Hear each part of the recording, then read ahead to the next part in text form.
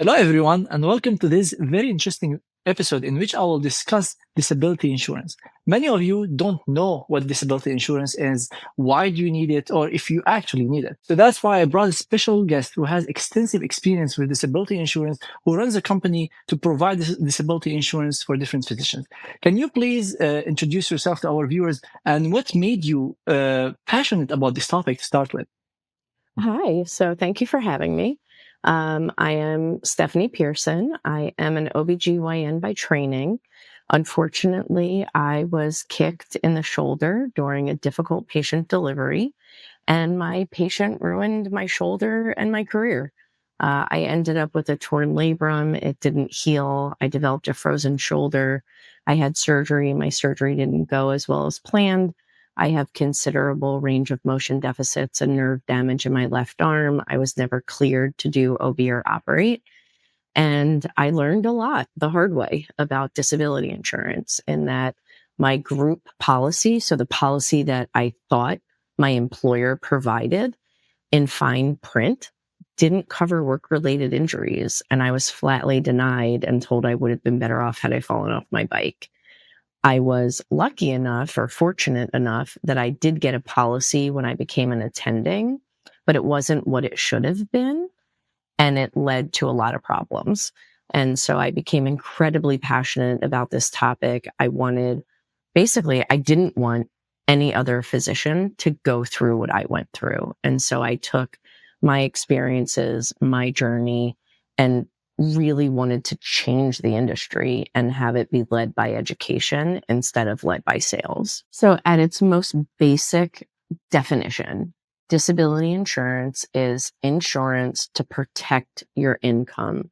So should something happen, injury or illness, that takes you away from being able to perform the job that you do day in and day out, if that's taken away from you, that you have a financial protection. And so we want to make sure, right? We all have health insurance. We all have car insurance. We have homeowners or renters insurance. Some people insure jewelry, right? We forget that our biggest asset is our ability to make money and take care of our families. And so this is an insurance that is put in place for that protection. And many residents slash physicians think that their residency or their job covers if they're injured as a result of a job. As you mentioned, you thought you were already covered. Yeah. Can you tell us about the different policies provided generally by different residency programs and how they differ from what other companies offer? So if we look at it kind of from a 10,000-foot view, right, you have what we call group policies, which are employer affinity group, right? The AMA, the American Academy of fill in the blank. And then you have private policies. Okay. So if we take those two kind of separately, when we look at employer policies, there are three issues that we actually run into a lot where they're inferior to a private policy. And it really comes down to taxation, ownership, and language. What a lot of people don't realize is that if you an employer benefit and it's part of your benefits package, right? So your employer's paying for it. Any money that you would get from that policy, should you qualify, is going to come as taxable income. Private policy, you're paying with post-tax dollars. So any money coming back to you is going to be tax-free. So right out of the gate, right? Big difference between money that's getting taxed and money that's not getting taxed. That's a huge difference. And I want to, clarify that for our international graduate audience because they might not be familiar with that. So you're saying if my benefit of, let's say they're going to pay me $100,000 a year. If I have they're not going to do, I'll tell you. Just for like the ease of the calculation. If we're getting $100,000 a year, if I have the employer based insurance, you're saying I still have to pay taxes on this 100,000. And if I'm paying like 40% tax, I end up left with like 60K instead of the 100K. The private one, I would get the whole 100K to myself. Correct. Now, granted, you may change a tax bracket because you're not making money, but yes, broadly speaking, that is the fact. Which is a huge difference, just almost like sometimes half yeah, the amount gone. yeah, yeah. And to your point of saying if they give you $100,000, that brings up another really interesting point where language kind of comes into it. Most of the time, they're only covering a portion of your base salary, and there's a maximum benefit. So what does that mean? So my hospital policy 20 years ago, it covered 60% of my base income, but it maxed out at $6,500 a month. So there's two problems there. Number one, my bonus was a third of my income. They don't cover bonuses most of the time, right? I'm painting with really wide brushes. There are exceptions to every rule. But most of the time, bonuses are not going to get covered by a group policy. I was making way more than $6,500 a month, right? And unfortunately, most of your group benefits, it's one line on your open enrollment packet that you check a box. They don't even have to give you all the details. You actually have to go to human resources, ask for a master copy, and it's like pulling teeth. It's not very easy. And then you're looking at dozens and dozens of pages of legalese that most physicians just don't know, right? It's just not something we're taught. And so it's a lot of those, they kind of, I don't want to say they hide things, but they kind of hide things, right? And so you're not even getting what you think you're getting. And especially for folks in academic medicine, I've seen people get paid in as many as 5 to 7 buckets. The base income ends up usually being one of the smaller ones because that's a way that employers and hospital systems can save money, right? So it's a really big deal to understand what the limitations of that group policy are by way of money. Secondarily, it has to do with what is the language in the policy and who owns the policy, right? So you have an employer policy, your employer owns that policy. So you leave, it's not going with you, right? Whereas with a private policy, it's yours. You own it. It's going to grow up with you as your career changes, right? But the biggest issue has to do with language.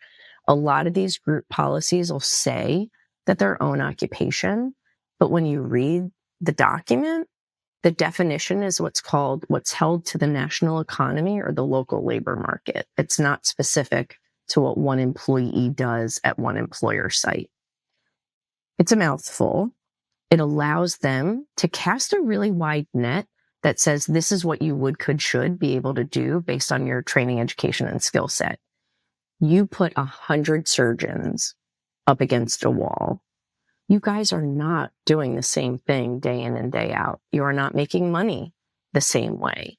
You don't want to be compared to 99 of your colleagues. You want to be compared against yourself. So what happens is the carriers on the private side, it is truly what you do and how you do it.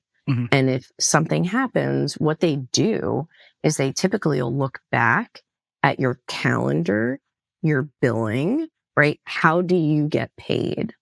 And that's what they're looking at. They're not comparing you to all of your colleagues. So that's one.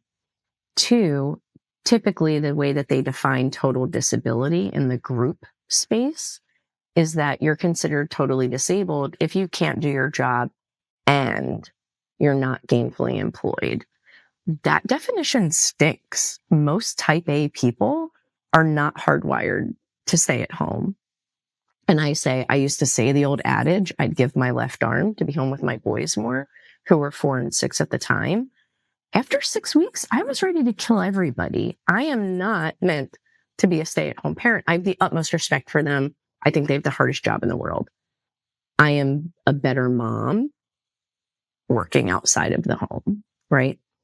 So with a private policy, the definition you want is that you're considered totally disabled in the event that you can't do your job, regardless if you're gainfully employed in another job. So you get to decide what your next chapter is without having to worry about losing part or all of your benefit. And they've gotten really creative at some other things. There are a lot of limitations now for what these group policies will cover. And it's really important. Can you please give us like a practical example of this definition of a job? Let's say an OBGYN, one OBGYN has the group policy, another OBGYN has the private policy. What is the difference between them regarding doing another job? If you can give us a practical example. Use me, right? So OBGYN. Now let's assume that my group benefit didn't have the caveat that they didn't cover work-related injuries. I was told I couldn't do OB. I couldn't operate. I was actually cleared to do office GYN as tolerated. So by my group definition, if I could still do office GYN, even though I'd be losing money because I was a prolific surgeon, I probably wouldn't have qualified for that policy, even though I would have been making less money. With my private policy, because I couldn't do most of what I did to make money, which was surgery and OB, even if I had continued to do office GYN, I would have met that definition and I would have gotten my benefit because I wasn't the same OBGYN that I was before my injury. I see. So even if you had another job in your same specialty that is not making you the same income level, the private one would still cover you, while the group one might say, "Oh, you have another job in your specialty, and you're good now. You're making money, even if it's less." Correct. Do they say, for example, in the group one, well, you can work as a secretary? It's fully outside your profession, or that's different? It depends on the language and the policy. So sometimes they'll say that it's own occupation for 2 years, and then it truly switches to any occupation based on your training, education, and skill set. Some of them are true any. Some of them will put in parameters where it'll say any occupation where you can make 60% of your pre-disability earnings, right? So now let's talk about a resident, right? You're making $75,000, and that's really a high end of a resident, but just to talk about it, right? So, and I have to pull out my calculator because I'm really not that fast with math, right? So 60% of 75,000 is 45,000. Okay. There are a lot of jobs that residents are qualified for. True. Where you could make $45,000. Yeah. And I'll tell you, during my workman's comp hearing, because I ended up trying to get workman's comp, they had a vocational specialist who said I could be a billing secretary making $18 an hour because I had the aptitude to learn codes. Not a single physician who was watching this video would be happy doing that. That's so sad. Yeah. It was not a good day for me. So they expected you to, find a totally different job outside medicine and do it and not give you any disability insurance, even though you kind of had one, but it wasn't the language that you paid attention to, or the one that most people just like. Yeah. Right. And so, I didn't even get my group benefit, and we're seeing that clause more and more, especially post-COVID. And now they're saying that they're not covering work-related injuries or illnesses. I have no idea. How are we supposed to prove where we get an illness from? They're putting in limitations for musculoskeletal issues where they're only going to pay you for 2 years. Well, guess what? The number one reason physicians leave practice is for musculoskeletal issues. Correct. Yeah. I've seen multiple articles showing back pain and neck pain for like almost 70-80% of surgeons at some point in time. So, and surgery is the reason they're getting that. Yeah, exactly. And so that's why it's so important that we're getting taught about private policies so that we're actually getting ourselves protected for the unexpected. Especially that physicians and medical students have worked so much to get to that point. so much Mhm. delayed gratifications, crazy amount of loans. Mhm. If you're just left with nothing because you're relying on making the big amount of money that physicians make and all these loans that you've taken, sometimes 500,000, 700,000, so you can pay that back. And imagine if something happens, it's a Oh, disaster. I didn't pay off my student loans until 2020, and my last day of work was in 2013. I mean, had we not gotten my private disability policy, we would have had to sell our house. We would have had to pull our kids out of school. I'd be in a very different position than I am now. And having that policy, and admittedly, my private policy was also not perfect, but having that policy in place afforded us the opportunity to breathe, to not have to worry about making our mortgage payments, and to give me some time both to heal physically, to heal mentally, and to figure out what I was going to do next. And admittedly, this wasn't my first thing. You know, I did some med mal defense work. I did some medical editing. I did some biotech consulting. The insurance thing kind of happened because I was talking about it a lot and people were asking for my help. And so I'm like, oh, wait, I'm not the only physician who doesn't really understand this. And I'm not the only physician who wasn't properly educated or advocated for. And that's how this happened. Yeah, yeah. A lot of physicians and residents have no idea about this. Lucky enough, in our residency, they brought us multiple people to talk to us about that, and I had again no idea. And Hmm. residents are young. Physicians, when they start their practice, they don't think that something could happen, but it could No. happen to any of us. Yeah. And that's a good point you mentioned: is to read the language very carefully and take time to look in your HR or wherever you need to look to see the language of what is covered under your insurance, so you don't get shocked if something Right. happens. Hopefully nothing happened, you won't need it, but you need to be prepared. And again, right, that's insurance of all kinds, right? You get car insurance. You're not planning on getting in a car accident, Correct. right? But you have it so that you can go to sleep at night and wake up in the morning and get behind the wheel, right? It's the same idea. It's just not something that we've been hearing about since the time we were toddlers, right? Exactly. You don't see TV commercials for disability insurance like you do for property and casualty, Correct. right? Correct. And, I would say when you become an attending, have somebody look at it who knows what the language is, right? We have, it's a different animal, right? Most of us haven't taken business courses. Most of us haven't taken accounting courses. And then you get these documents that are 40, 50, 70 pages long. Take the time to have whoever's helping you with your policies take a look at it and go over it with you. And you mentioned another important point is the generally the group ones max at some point. Mm-hmm. My question is, do the private ones provide you your full income? Let's say you're making 400K as an OBGYN. Does it give you the full income, or how does it work? So, in theory, we are not allowed to be made whole or overinsured. Mm-hmm. Now, I caveat that with in training, they do offer starter packages Mm-hmm. where some people will be made whole Mm-hmm. as a resident.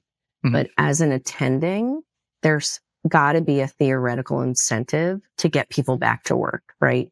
The companies don't want you to be able to make as much or more disabled as you are abled, right? Mm-hmm. So every company has internal algorithms that looks at how much money do you make, what benefits do you get, and who pays for them, and they kick out a number. So it's not like you can come to me and say, hey, Steph, I want $20,000 a month of benefit. I'm willing to pay for it. If the math doesn't work out, I can't make that happen, Mm-hmm. right? The companies dictate all of that. Our goal, kind of all in with your private and your group, is to get you as close to 60 to 70% of your gross, Mm-hmm. right? Because again, when you talk about your income, that's getting taxed, Mm-hmm. right? Okay. So you always have to think about where are their tax implications. And, it kind of stinks sometimes that these group benefits have such inferior language, because if it's part of your benefits package, you have to have it. It's not like you can go to your employer and say, you know what, this policy, it's not great. I don't want it. You don't get to say that. It's a contract that a company has with the employer, and they have to have 100% participation. So it's unfortunate because I think where it started was to help people. It's kind of been changed over the course of decades that now hospitals are trying to find ways for themselves to cut costs, and it's coming on our backs.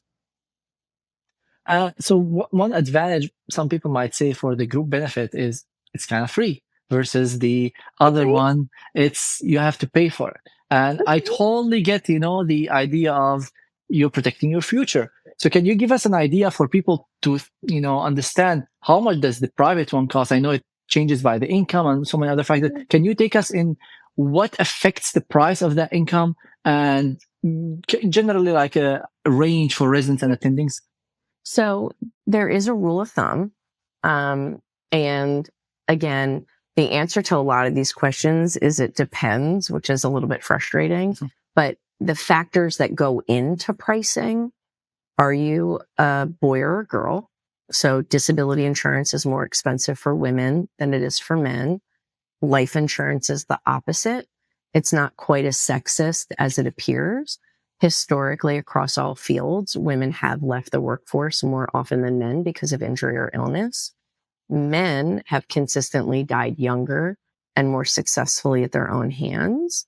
And so that's where the price gradient between disability and life insurance kind of plays out. Age. So younger you are, cheaper it is. What state do you live in? There are some states that are more expensive than others, right? Some should be kind of obvious: New York, California, Florida, but oddly, Vermont, Texas, New Jersey. There are some states that are just more expensive. Then it's what kind of doctor are you? So there's something called an occupational class. So all of us get pigeonholed into a certain bucket. And it may be different carrier to carrier, but within a specific carrier, that's their internal dialogue of what is your risk. And that's all based on retrospective claims data. So they change periodically. And so if a company has a bad year taking care of general surgeons, well, the next year they may make general surgeons more expensive, right? And so there are all these outside factors that drill down into, okay, what's the true cost? The rule of thumb is that men should expect to pay between 1% and 3% of their gross. Women should expect to pay 2 to 6%. I mean, it's a significant difference. However, one of the reasons that we really talk about getting policies and training is that there are trainee discounts, and they're significant. They can be anywhere from 10 to 30%. Occasionally we'll see higher than that. But once you build in a discount, that discount stays with you for the life of the policy. So every additional dollar of benefit is still going to come to you at a discount, and it changes the amount that you'd pay over time dramatically. These are very great insights about how the pricing process works. And some people might think, I'm a resident. Let's say I pay a certain amount of my salary as a disability insurance. When I become an attending, does it increase? Because my salary is increasing, or how does it work? And let's say I move state and I become an attending. Does my price now gets adjusted based on the new state I'm practicing in and my new salary? Yes and no. So the policy that you start with is your policy forever. It is completely portable. If you move from Pennsylvania to New Jersey, it's still your policy. If you never change the policy, the pricing won't change. Okay. Now, again, the caveat is some of the carriers will offer graded premium to residents, actually really to anybody. So they'll get you in at a cheaper cost, and then year over year, it'll go up.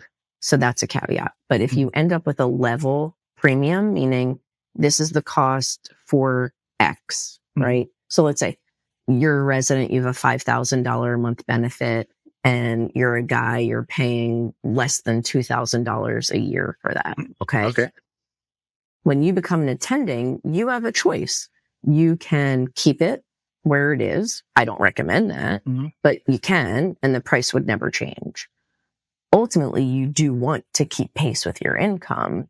And so what we would do, every company has money sitting somewhere that, because they all call it something different, that we have access to as your income goes up, as you change jobs and have a different group benefit, where we can provide proof of income, right? Proof of finances. And then you can secure additional coverage. Well, anytime a company increases your benefit, they're going to increase your premium, but it tends to stay along the same price per unit trajectory. So you have a $5,000 a month benefit, you're paying, and I'm making up numbers, you're paying $2,000. Now you become an attending and you qualify for $10,000. You should expect your premium to go up to $4,000, right? And it's fairly linear. And let's say I start in Pennsylvania, where it's cheaper in general because it's in California, let's say it's more expensive. I start my policy in Pennsylvania, and then I move to New York. I become an attending. I rate it up. Does the Pennsylvania paper? Pennsylvania. So even if I move, it's still Pennsylvania rates. Yep. It's the one. Oops, sorry. It's the one time where I will sometimes tell people to maybe wait or to do something called replacement. So if I'm talking to a resident who's in California and they're in a 4-year residency program, I want them covered, right? So I'll say, look, yes, it's expensive in California. Depending on where you end up in 4 years, we may talk about changing your policy, right? If you're talking kind of, again, wide brushing, you want to go through underwriting once, and I'll explain that in a second. And you want to have that one policy grow up with you, and that's it. So taking a step back, underwriting, medical questions, you may have to give up blood, you may have to give up urine. You have to answer a million things. They have access to your medical records, your pharmaceutical records, your motor vehicle records. The goal is to only have to do that one time. However, just like I said, there are exceptions to every rule. If you end up moving to a cheaper state, I'm going to want to rerun policies in that state. Now, granted, you may be a few years older. We have to take into account, has anything changed in your medical history? If all the stars line up, we may be able to save you money over the long term by getting a new policy, but I don't want you not covered for that whole length of time, right?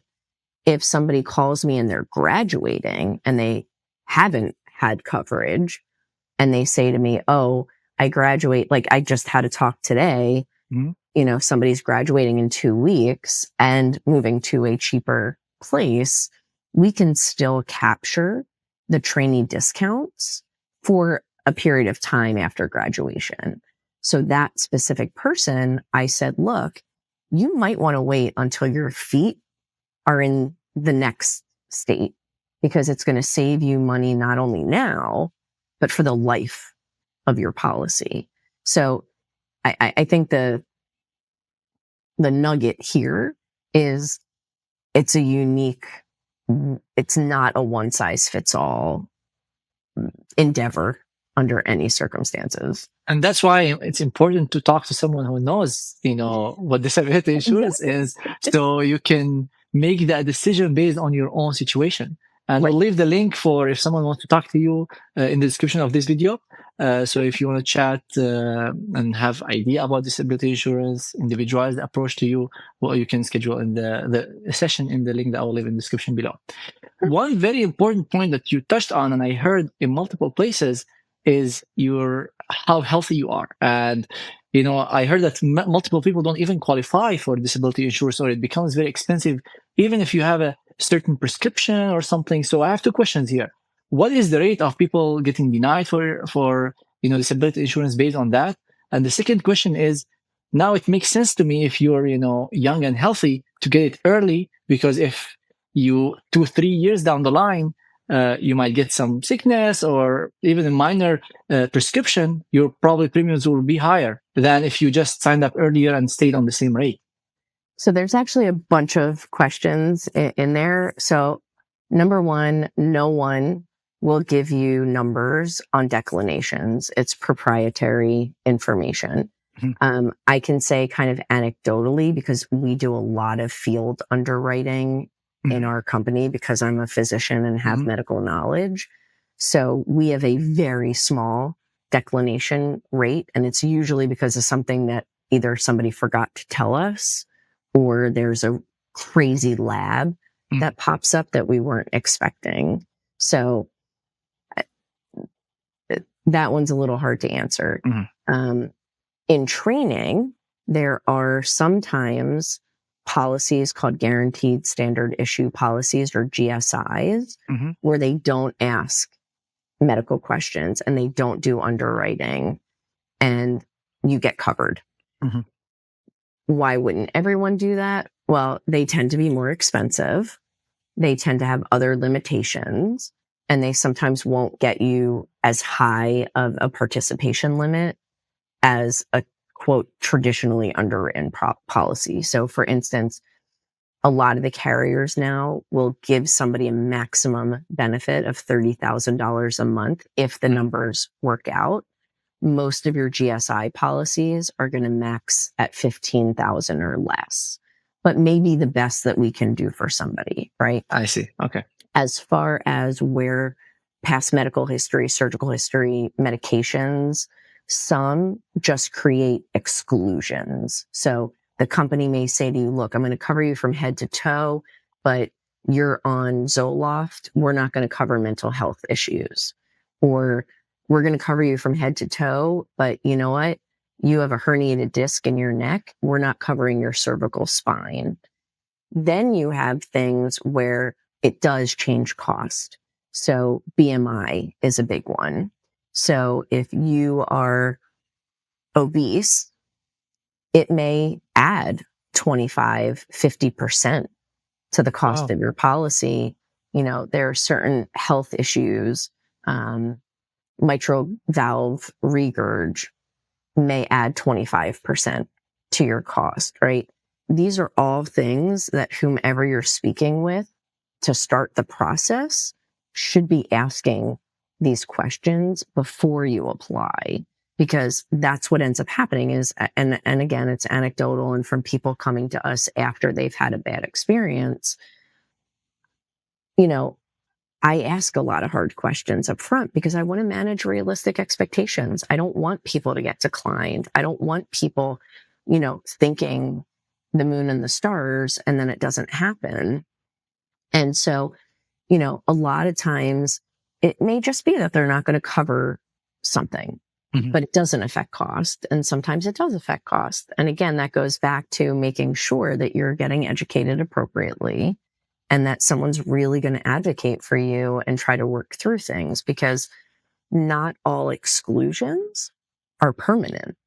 So, for instance, um, maybe you were studying for boards and you took a short course of Adderall because Mhm. you have an underlying ADHD that you can function normally, except when you have a high stress right time.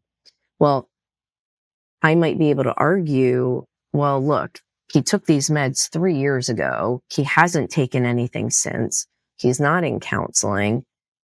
I want that added back in a certain period of time. And normally exclusions, if they're going to do what's called a reconsideration, Mhm. it may be in 2 or 3 years. Well, they'll say, look, okay, it's in your past medical history. There was a prescription. We have to account for it. But I see your point, and it may be given back to you later. These are great points. And one question I had is, if you screen someone and you find some things that might get them denied, do you recommend to them the one that they don't go the underwriting for, or how does that get If it individualized? exists. If it exists. Not all training programs have them.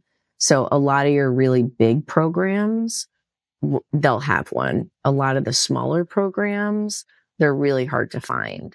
So if it's a matter of there may just be a few exclusions, as long as you're going in eyes wide open, there's 1.5 million other reasons why you're going to get knocked out of care. There is something called a non-traditional policy. It's really hard to get them in training because they don't have trainee packages. They really do go by true numbers. And again, we don't make a whole lot as a resident. And what makes the non-traditional carriers solvent is they cover the uber wealthy and the hard to insure. So even if you might get declined by a traditional carrier, you may be able to get covered by one of the non-traditional carriers. It's just there are other limitations built in there, and that's a whole nother conversation. But I will tell you, in Pearson Rabbits will be 7 this month. I did it for myself for about a year and a half. I've literally only had 2 people that I could not get any coverage for. One had Treacher Collins and had over 25 surgeries. And one was a super, super brittle type 1 diabetic. And those are the only 2 people I've not been able to do anything for. I see. And you said if your program has it, so isn't that a private disability insurance? How does that get affected by the program? So what ends up happening, so you have agents and brokers. So by strict definition, an agent is an insurance person who works for a specific company, is incentivized to sell that company. Okay. Brokers, which is what we are, we're like Switzerland. So we have arrangements with all of the carriers. We're not incentivized to sell one over another. We're going to do what's best for you. Historically, these GSI policy programs actually have been bequeathed to a specific agent who has an inroads to a certain program. It's not that the hospital supports it or the GME department supports it. It's that a carrier will hand it to somebody. Now, we've recently kind of started getting into that sandbox because carriers appreciate how we do business. And so we're starting to get awarded some of them. And so it's not so much program driven as it is insurance person driven, which is why we see it in a lot of the bigger programs rather than some of the smaller programs. So it's like the company has kind of a special offer for a big program. I see. Okay. And, this is a great segue to my next question, which is, the differences between brokers and agents. And let's say somebody, want to buy disability insurance and they come to you as a broker and they try another broker. Is the price that you will get this person the same as the price that they will get other person? Because some people, want to get the best price. So it is not like cars, right? We are not car salesmen. I tell people this all the time. This is the strangest sales space. We don't control the product. We don't control how much you can get. We don't control the cost. So 99% of the time, you're going to get the same offers. Now, the question becomes, are they showing you the same thing, though? So every now and again, someone will shoot me and say, well, I don't understand why this person is saying it's this much cheaper. And I'm like, well, did they send you an actual illustration, an actual copy of the policy? And they're like, no. And I'm like, well, without me seeing that, I can't compare, right? It's probably not apples to apples. I see. And that becomes a little bit sticky, right? Because it's often not apples to apples. most of the discounts that are out there are open discounts. I say most. Every now and again, there's a discount that is exclusive to somebody. And sometimes we know about it, sometimes we don't. But most of the time, you're going to get shown the same exact cost for the same exact program if it's designed the same way. So I guess somebody, if they have to pick one, they have to pick someone who they feel comfortable with. Correct. They feel the knowledge that was given by that person is adequate, but the price is going to be the same if we're comparing apple to apple. Yes. Yes. And also, there are 3 or 4 major companies that offer that, correct? 5, right. 5. And you're saying that some might offer certain companies versus other. My question is, what do you suggest to people who are looking for brokers? What are things to keep in mind to make sure that this broker is offering the right thing? You want to make sure that they're not just giving you one option. Okay. Right. So in our company, we run everybody through all 5. Mm-hmm. We tend to go over the 3 that are pricing the best, Mm-hmm. really for no other reason. And that's about the bandwidth that people have before they kind of want to poke their eyeballs out. We'll tell people what's unique about the other 2. Every now and again, what's important for you may not be what's important for your neighbor, right? Correct. And so for me, I'm trying to make it as close to informed consent as anything I've ever done in medicine. And so if somebody's coming to you and they're only showing you one thing, I think that's a red flag. I think if you don't feel like they're answering your questions succinctly, that's a red flag, right? I tell people a lot, trust your gut, gut and hustle is what's made us successful. And so I think that there's a lot of value to that. And make sure that they're asking you about your history. If they don't ask you any questions other than, who are you, how old are you, where do you train, you're getting set up to fail. Definitely. Yeah, definitely. And if someone would say, oh, if I try myself with these big 5 insurance companies, it's also the same price as the price you get them. They won't give like a cheaper price, correct? Mm-mm. So in that regard, it makes sense to just go with someone who knows and provides you advice and get you the best offer. Correct. And correct me if I'm wrong, but the discovery call with your company, if somebody wants to know about that, it's free, correct? You don't have to pay something to like. And we'll never charge clients. So the way that, and we're a little bit different. So the company itself, the way that insurance works, it's based on commission. Mm-hmm. We've purposefully made all of our employees salaried. So we've taken that whole commission piece off the table. I don't want a single person questioning our ethics or questioning why we do what we do. And so the company gets paid, but then everybody is salaried. That's a very interesting model. And again, I don't want physicians getting taken advantage of. That's great to hear.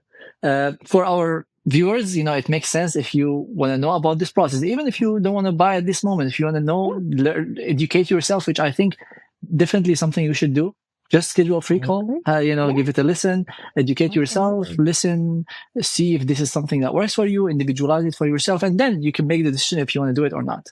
And just because you qualify for a certain amount doesn't mean that you have to purchase it all right now, right? So I don't want people struggling to have insurance, right? As a resident, you can get your foot in the door for a small policy. Again, you're, a little crystal ball. I wish I had one. I don't, right? I'm not omnipotent yet. But if we're looking at Vegas odds, that's not when you're going to become disabled. So you can take advantage of the discounts. You can take advantage of your youth and your health, get your foot in the door, and then play catch up as you start making more money. And then you don't have to worry about morbidity and, changes that are bound to come over time. Yeah, I definitely agree with that. I'll leave the link, as I mentioned, to schedule a session with your team in the description below. So for anyone who, again, start by educating yourself, And if this is something that works for you, you can go with it. If not, it's something you learned about. Thank you so much, Dr. Pearson, for this extremely insightful interview about a very rare topic that we discussed. So I really thank you for your time. I know you're very busy. Thank you so much for sharing this advice with us. My pleasure. I do want to make one point because I know you have a lot of followers who are here on visas. Correct. If you are here on a visa, please make sure that the person you're speaking to knows that, because the carriers differ on their language for non-citizens. For most of them, if you have a green card, you're treated like everybody else. If you're here on a work visa, it depends on what your home country is as to what limitations are going to be placed on the policy. So super, super important, if they don't ask, that you tell them. That's a very important point, because a lot of our followers have J1 or H1. And again, you should probably schedule a call and discuss your individual situation. But in that case, even for these, you recommend starting early on or wait until they have it. Okay. Absolutely. And again, it's just all about eyes wide open, understanding what the limitations are, understanding what the future process is for getting some of these things reconsidered. Awesome. Thank you so much for your time. That was extremely insightful. Thank you for having me anytime.